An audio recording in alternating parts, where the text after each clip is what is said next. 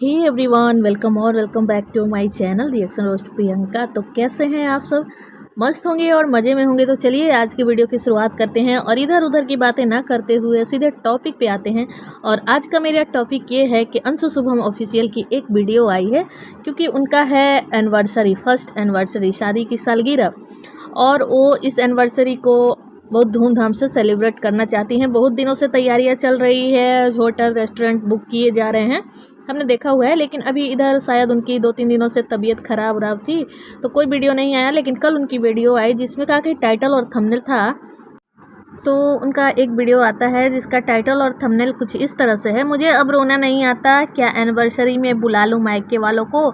अब समय आ चुका है मायके वालों से रिश्ता जोड़ने का, आप सब बताओ क्या करूं भाई। तो ये पूछ रही हैं अपनी ऑडियंस से, अपने व्यूअर से कि आप लोग बताओ मुझे क्या करना है, मुझे मायके वालों को बुलाना चाहिए या नहीं बुलाना चाहिए। तो कौन से मायके वाले भाई, लोगों ने सवाल पूछा है कि कौन से मायके वाले की बात करी हो, क्योंकि आपकी तो 2 मायके हैं। एक मायके जो कि शादी में नहीं आई थी, और एक मायके वो है जिन्होंने कन्यादान किया, आपका शादी में हर फर्ज, हर कर्तव्य अपना निभाया बेटी और माँ होने का। भले ही शादी के बाद जो भी चीज़ें हुई, बहुत मतलब छीछा लेदर हो गया आप लोगों के रिश्ते का। तो ये है सोशल मीडिया के रिश्ते कि जब मन किया रिश्ते बना लो, जब मन किया रिश्ते तोड़ दो भाई। तो ऐसे नहीं होते हैं, रिश्ते बनाने और बिगड़ने में टाइम लगता है। रिश्ता अगर बनाया है तो उन चीज़ों को, बहुत सारी चीज़ों को इग्नोर करना पड़ता है रिश्ता निभाने के लिए। ये नहीं कि 1 महीना तुरंत रिश्ता बन गया और 1 महीने में ही कुछ कुछ बातों के लिए रिश्ता तोड़ दिया गया। माना कि हुआ, जो भी चीज़ें हुआ गलत हुआ, दोनों तरफ से हुई थी चीज़ें, ऐसा नहीं कि एक तरफ से था। आपकी तरफ से भी बहुत गंदी गंदी चीज़ें आई थी। आपके जो ननद नंदोई थे, बहुत गंदा उन्होंने बोला था उन लोगों के लिए, और उन लोगों ने भी जो किया वो तो किया, क्योंकि उन लोग तो क्या कहेंगे, बदनाम है ही उनकी फैमिली रिश्तों को लेकर, क्योंकि उनके रिश्ते बहुत ही खोखले होते हैं। उनके किसी से भी रिश्ते अच्छे नहीं हैं, ये तो हम देखते हैं। उनके ना अपने घर वालों से रिश्ते अच्छे हैं, ना बाहर वालों से रिश्ते अच्छे हैं, ना अपनी फैमिली से रिश्ते अच्छे हैं। यहाँ तक कि उन्होंने सोशल मीडिया पे बहुत सारे रिश्ते बनाए थे, लेकिन वो भी रिश्ते एक एक करके सारे रिश्ते टूटते चले गए। तो रिश्तों के मामले में तो वो फैमिली बहुत ही कच्ची है। लेकिन आपने भी अपने रिश्ते नहीं निभाए। रिश्ते निभाने के लिए बहुत सारी चीज़ों को इग्नोर करना पड़ता है।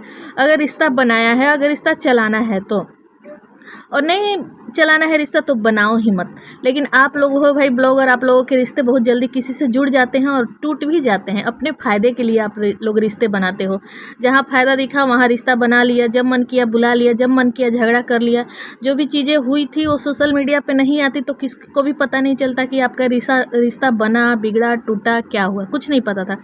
लेकिन शायद यहाँ ये सब भी हो रहा है ट्रोलिंग से बचने के लिए, लोगों से बचने के लिए, कि अगर मैं एनिवर्सरी में नहीं बुलाती हूँ, लोग मुझे ट्रोल करेंगे कि भाई उनकी वजह से तुम सोशल मीडिया पे हो, जो भी आपका नेम फेम बना है उनकी वजह से। तो आप मानो या चाहे नहीं मानो, ये बात तो सही है कि उनकी ही वजह से आपको नेम फेम मिला, क्योंकि आपको कोई भी नहीं जानता था।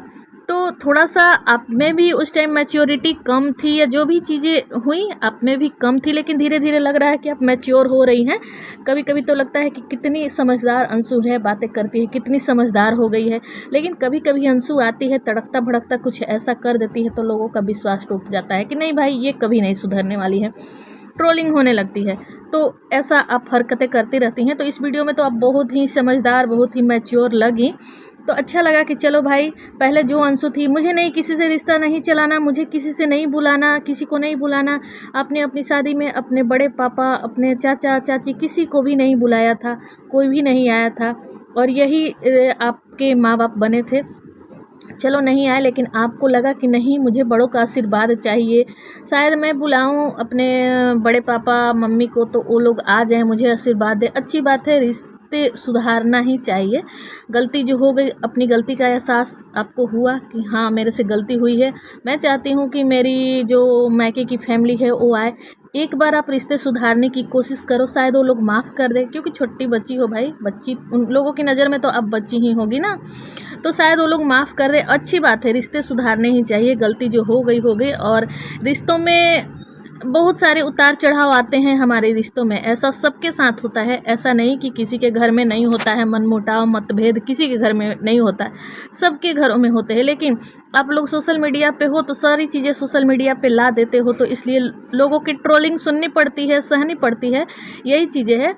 तो अच्छा लगा कि आपने कहा कि मुझे गलती का एहसास हुआ, मैंने शादी में नहीं बुलाया था किसी को।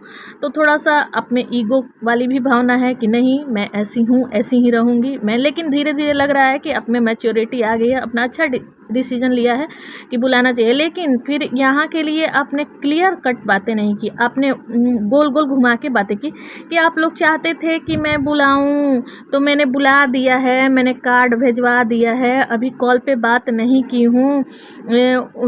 अब क्लियर मैं यहाँ नहीं बताऊंगी क्योंकि बताने से, नाम लेने से बवाल हो जाएगा। तो क्यों भाई बवाल क्यों हो जाएगा? आखिर आपने तो हिंट दे ही दिया ना कि मैं किसको बोल रही हूँ, तो उसको सीधे सीधे आप बोल देती, इसमें कोई गलत बात नहीं। कभी मतलब आपने कभी माँ बाप उनको माना था। गलतियाँ एक तरफ से नहीं होती हैं, उनकी तरफ से तो मतलब जग जाहिर है भाई, उनके लिए मैं, लेकिन आपकी तरफ से भी गलतियाँ हुई थी। आपने माँ माना था, आपका मिसकैरेज हुआ तो एक बार अपनी माँ से बताती कि हाँ मम्मी मेरे साथ ऐसा हो गया। इसी बात का उनको दुख था कि भाई मुझे तो कुछ पता ही नहीं था कि ये सब चीज़ें हुई, जब मैंने ब्लॉग देखा तो ये सारी चीज़ें मुझे पता चली। तो यही छोटी छोटी बातें हो जाती हैं। तो सोशल मीडिया पे हैं आप लोग, सारी चीज़ें दिखा देते हैं। अगर वही चीज़ें, जो भी चीज़ें हुई थी, और जब उन्होंने सुना तो दौड़ती दौड़ती गई, इसके लिए भी उनको बहुत ही ट्रोलिंग सुनना पड़ा था कि भाई ये तो गई थी वीडियो बनाने के लिए, ब्लॉग बनाने के लिए। तो भाई सोशल मीडिया पे हो, हर चीज़ का वीडियो आएगा तो लोग तो ट्रोल करेंगे ना। कि अब यहाँ भी आपको ट्रोलिंग सुननी पड़ेगी कि आप व्यूज़ के लिए, आप पैसे के लिए, आप ट्रोलिंग से बचने के लिए आप बुला रही हो उनको। अगर नहीं बुलाओगी तब भी ट्रोलिंग होगी कि यार लड़की देखो ना, जिस माँ बाप ने इतना किया, जिसकी वजह से यहाँ तक आई, जिसकी वजह से नेम फेम मिला, उसी माँ बाप को भूल गए, लोग सुनाएंगे। अगर बुलाती हो तब भी आपको सुनना पड़ेगा कि पैसे के लिए बुला ली, व्यूज़ के लिए बुला ली।